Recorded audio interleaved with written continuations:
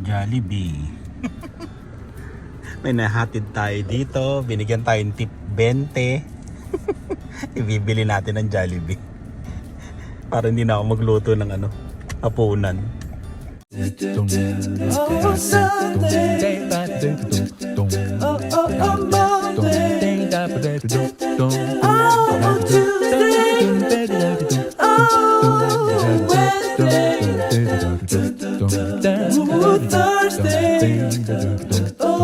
Six-piece chicken joy.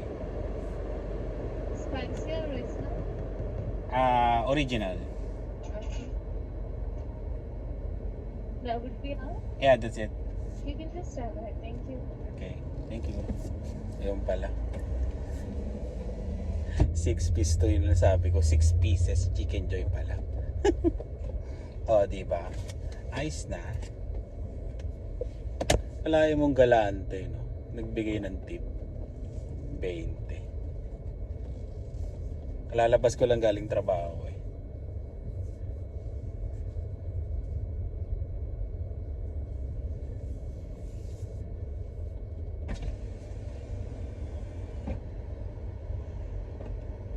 Ito yung isa sa mga sa mga magagandang na idudulot ng para hindi na ako magluto mamaya. Na lang, luluto na lang ako ng gulay, ginisang ampalaya, yung na may giniling. 27.74. Basically, what do you...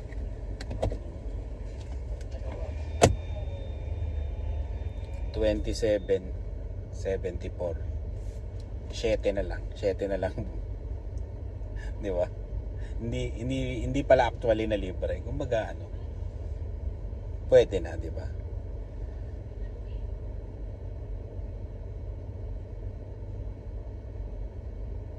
Sakto eh.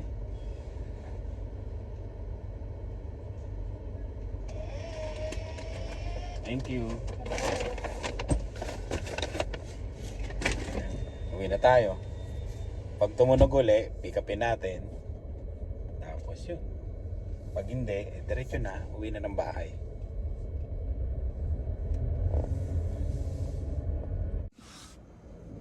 Lagay ko pala muna sa likod. Baka may pakuha akong pasahero eh. Sa likod ka.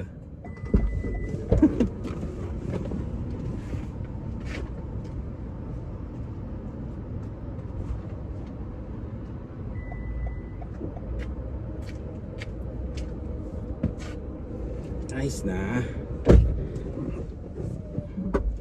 Sunduin ko hindi pa nagte-text sila ni kung ano oras ko siya susunduin. Ayun. Sana makakuha ko mula dito papunta sa amin para ayos. Pero sa tingin ko may makukuha ko along the way kasi sa east to eh. Malayo to sa amin. Meron at meron yan. Tsaka uwian eh. Yun, mamaya na lang uli. Nakakatawa lang. Subukan natin ang bagong tayong Burger King dito. Sa North to Dating to, gasolinahan. Ginawa nilang Burger King. Yan. At naalala ko, meron ako dito mga A&W. Yun, Burger King. Coupon, di ba? Yan, maraming salamat Kuya Julian. Yan. Siya nagsabi. Nakuha ko yung technique sa kanya. Sinabi niya dati. Yan, tingin tayo. Sana tumatanggap sila. Basahin natin. Saan ba to? Kahit saan ba to? 5330 Rochdale. Oh, ito yun Oh, di ba? Kalahin mo. Iniiwan to sa mga mailbox. Scan to earn crowns and redeem rewards. Oh. Kailangan pala ako mag-download yun. Da-download muna ako ng para magkaroon pa ako ng points ng Burger King. Ayan. Kuha tayo na. Ito bibili natin. $7.99. Dalawang burger, dalawang price. $7.49 ang isa. Diba? Ayos na. Tipid-tipid din pag may time, di ba? Oh, ano ba to?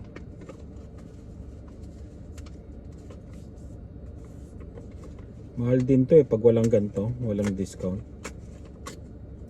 Oh, haha. Tapos pili pa tayo dito. May isang burger. Ito.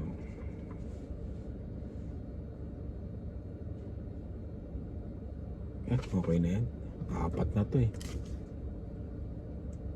Ay, isa pa. Para 5. Ako pa lang wala. Ito, quarter pounder, $4.99. Diba?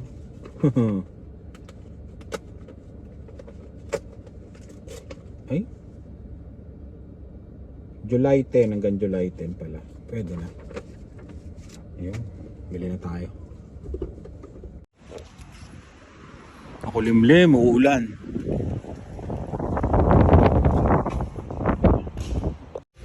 Ayun. Ganda ng ano nila dito. Bagong bago no? Bagong bago. Grabe yung ano nito. Ulan na to, pag yung binagsak, malakas yan. Malapit to sa school nila Lian. Tapos may school din dito, tapat nito. Sa Pilipinas ba may ganyan din? Kumbaga naka-open yung kuhanan ng soft drinks. Kumbaga parang Anli.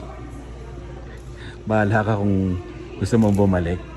Comment kayo kung ganyan din sa Pilipinas. Susunod, kakain kami dito. Maganda dito. Parang ano, bagong-bago talaga. Tagal-tagal na rin kami hindi nakakain ng Burger King.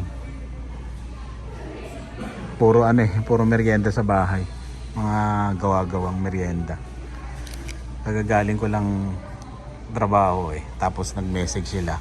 Naglinis daw sila sa sa backyard. Kailangan daw nila ng merienda. Yun, puro mga bago pala yung mga empleyado nila.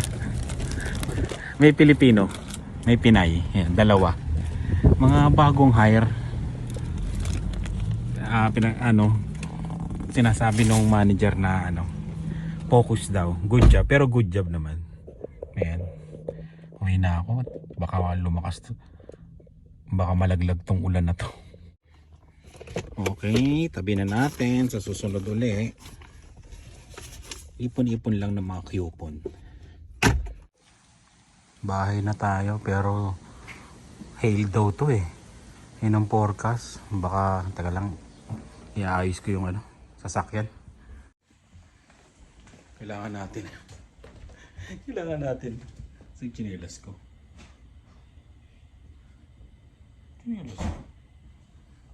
Ginamit yung chinelas ko.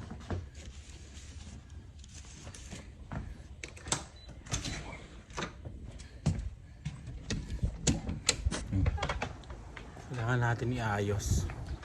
Ayun tignan nyo. Tinapat ko siya sa puno. Pero gusto ko pa siyang iayos Parang gusto ko siyang ilagay doon. Pangit din naman yung backyard namin. Ay yung damo doon Sagasaan ko na kaya. Ayan ang wala kasi kaming garahe. Ayan. Hail daw to, malaking hail sabi. Pero yun yung forecast Marami nagme-message Dito na lang tayo siguro. Pagkaalam kong malaki, ipapasok ko talaga dyan. Kasi at least masasalo siya ng mga puno. Diba? At least hindi 100%. O punta na lang kaya ako ng gasolinahan. Kunyari pag gasolina ako tambay-tambay ako dun sa gilid muna. Pag nag-hail, papasok ko ipapasok ko yung sasakyan ko dun sa bubong nila. May bubong yung gasolinahan Yun yung windmill Windmill ba tawag dyan? Yung direction ng hangin. Tsaka yung lakas, di ba? Nakikita niya. Dito na lang, gigilid ko na lang. Bahala na kung tatamaan. Dito ko na lang. Sasakto ko na lang siya, ano, cover. At least makuberan siya ng maigi. Nakakatakot kasi yung hail. Lalo na sa Calgary, di ba? Yung mga taga Calgary dyan, di ba? Alam nyo, nararamdaman ko. Sa kanila, grabe ang hail doon. Ang lalaki. Si Christine nga, di ba? Tinamaan. Shoutout Team Suliman, ha.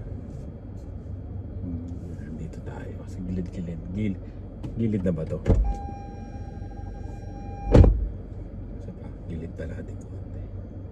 Tapos iniiwas mo sa hill, tabay nalaglag yung sanga, no? Yari. Ganun talaga eh. At least gumawa tayo ng ano, ng paraan. Diba?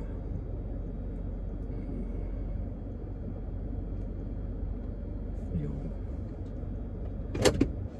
maliwanag pa sa camera eh, pero dito sa ano, sa totoong buhay medyo madilim na.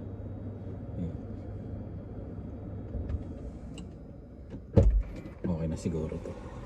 Pag ako naasar talaga, lagay ko dito yung alam, pag titinginan ako ng mga kapitbahay ko, pero pag malaki yan, lalagay ko talaga dito. Mas cover na cover dito sa gitna eh. Yan. Wait na lang tayo ng hail. Sana wala. Sana maliliit lang.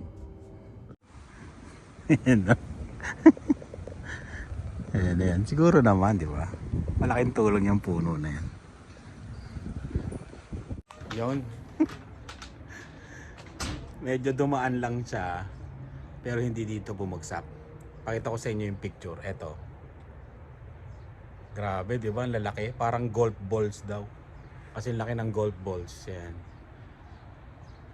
Dumaan siya dito tapos doon bumagsak. Mga ano, 30 minutes ang layo dito sa Regina. Dito sa lugar namin.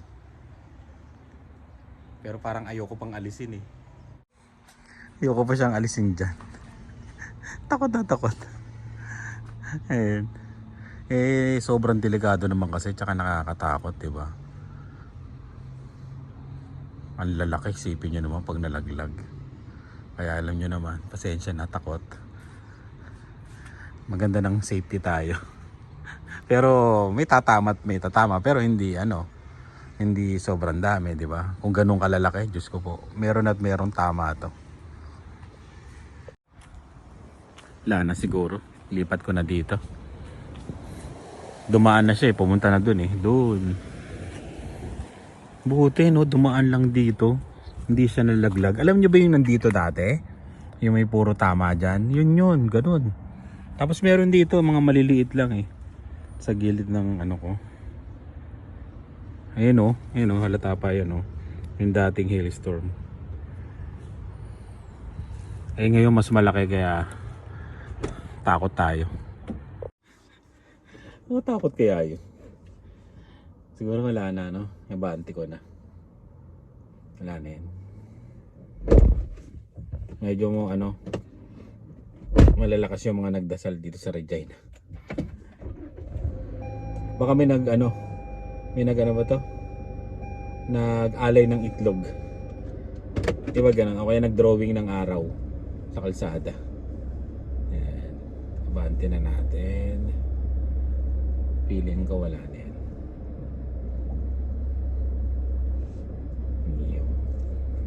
Nice na. Buti na lang hindi dumaan dito talaga. Ang lalaki, ganyan kalaki no. Golf ball no. Kahit anong panangga ko dun sa puno na yun, kung tatamang gano'n yan ako. Puro ano yan. Parang mukha ko butas-butas. Namaya na lang ulit. Yun. Si Dave may bibiliin daw sa Dalarama. Saan na? Ay. Saan si Dylan? Uy, sumama rin si Dylan. Sabi ni Dave, lalakarin niya lang daw. Yeah, good exercise. Good exercise. Pag biglang umulan, yari ka. Pagka walang nagbabadyang ulan, pwede. Uy.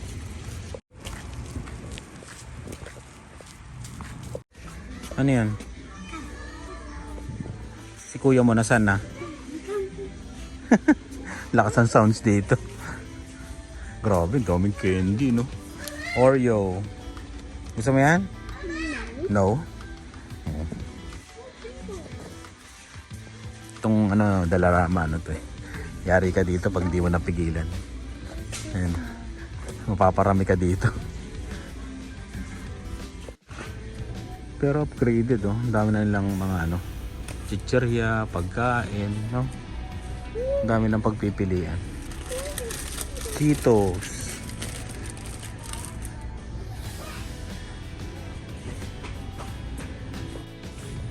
Saan si kuya? Hindi dyan. Pumunta na tayo dyan eh. Kuya. Wala?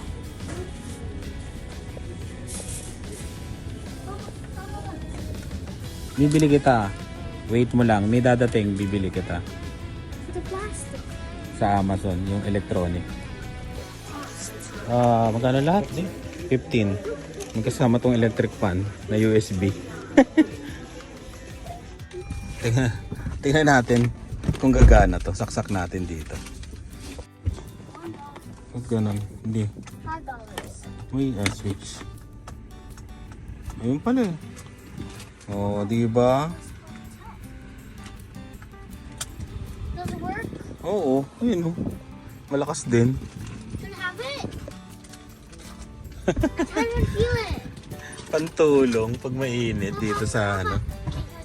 Malakas naman ang aircon nito pero ano. Oh, di ba? It's me. I can't feel anything. Pang ano to sa camping pag naiinitan ka, oh, di ba? Ayun, nabili mo Dylan. Mga notebook. Sketch ba yan? Sketchpad yan, Dave. Ano yan? Ayan. Tapos na kasi ang klase. Kung ano-anong gagawin nila. Drawing ba yan, Dave? Ah, ayan. Ayan, tara, uwi na tayo. Ito kasi sa ano to? Sa tent.